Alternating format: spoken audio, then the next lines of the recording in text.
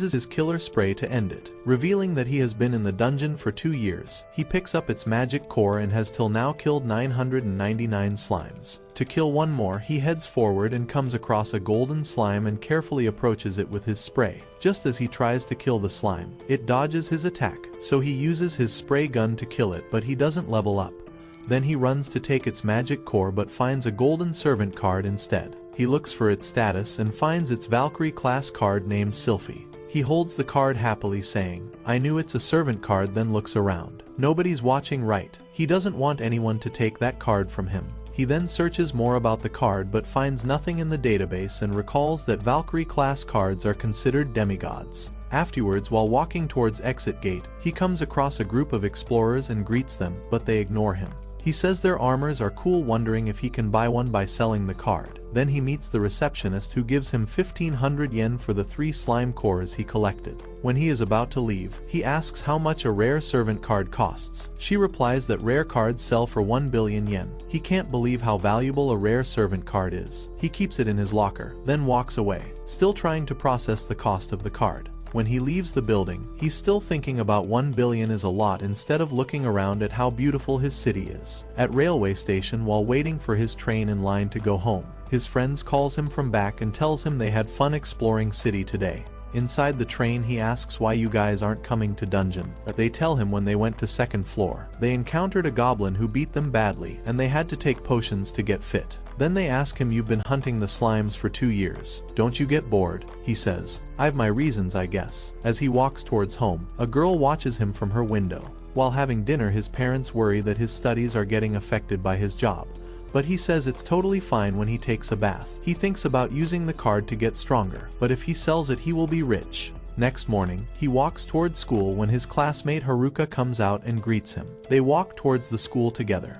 Seeing people staring at them, thinking, are they dating? He steps backward, but she matches his speed. She asks, "Why are you coming home late these days?" He lies he was with his friends. Just then Shinji and Hayato appears and greets them morning. He pulls them aside and says, "Please don't tell Haruka I went to dungeon yesterday." She asks what they did the previous day, but they reply with a different answer. She asks if he went to the dungeon, but he lies again, and she says it's fine then. "Let's go, we'll be late for school." In class, he asks what they would do with a servant card. They tell him that servants can only be summoned in the dungeons, so the best option is to sell it and get rich. Afterwards, while teacher is teaching, he thinks once he summons the servant, he'll not be able to sell it. But he wants to get stronger, so later he heads to the dungeon and away from the camera. He uses the card to summon the servant. Suddenly, a magical circle appears beneath him and the card glows. Moments later, a giant angel appears before him. It grabs him and disappears. He wonders what is happening. Just then, a little hand pokes him and a girl appears in front of him.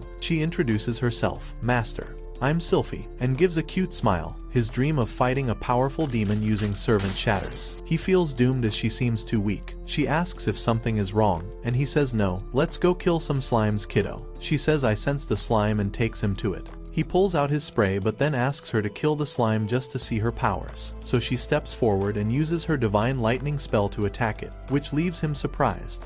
He walks towards her, realizing she's 17 times stronger than him. Then she tells him she's hungry and looks at the core, and he realizes that she wants to eat the slime's core. So he feeds it to her and she thanks him. "I feel better now." Then she senses more slimes and is about to go there, but he stops her and asks if using magic makes her hungry. She says yes. He thinks this way he won't be able to make money because she eats the cores. He gets an idea and asks where are the slimes. Then he kills multiple slimes himself while she only tells their location, which finally levels him up and unlocks the Slime Slayer mode, which could increase his stats by 50% while fighting slimes. But he thinks it's useless since slimes are the lowest grade monsters. She tries to cheer him up, telling him he is doing great, which makes him emotional. Then he says he'll head home now. She asks if he'll summon her again. He says of course, and tells her to get back into the card. Next, the receptionist is surprised to see how many cores he has collected in a day. He says it's his lucky day. She reveals he earned 15,000 yen. Later, while lying in his room, he thinks about how strong Sylphie is, and falls asleep and dreams about his childhood where he's watching TV with Haruka when her father tells the reporter that he plans to go deeper in the dungeons, which inspired him to go to Dungeon 2. Next morning, he wakes up and then enters in dungeon with new equipment and Sylphie. He asks her, "Are you ready?" and she excitedly says yes, this our first time in second floor. As he steps down he thinks of going deeper and revealing the mysteries of the dungeon to becoming a hero like Haruka's dad. Next, we see a 15-year-old story. A couple discovers a dungeon entrance along with their elite, special dungeon exploration squad, which includes officers, biologists, adventurers, and other specialists who fight monsters in dungeons. Upon entering, they encounter a goblin. The girl says, "I'll handle it," and goes to kill it. Another monster appears from behind, so the boy uses his fire beam to destroy it. Afterward, they walk deeper into the dungeon to unlock its mysteries, and dream of converting it into a theme park for the public. One day, as the boy charges at a monster, he gets thrown away by it. The girl then attacks the monster and kills it. She holds the boy and cries, "You can't die on me." She takes out a potion and says, "I'll save you. Drink this." But he is unconscious, so she drinks it herself, holds it in her mouth, and kisses him to save his life. It turns out this is a TV show called Dungeon Love Story. Meanwhile, Kaito and Sylphie enter the second level. Before heading ahead, his legs are shaking in fear, and he's panicking. When she asks if he is alright, he says he's fine, so she holds his hand to calm him. He thanks her for help.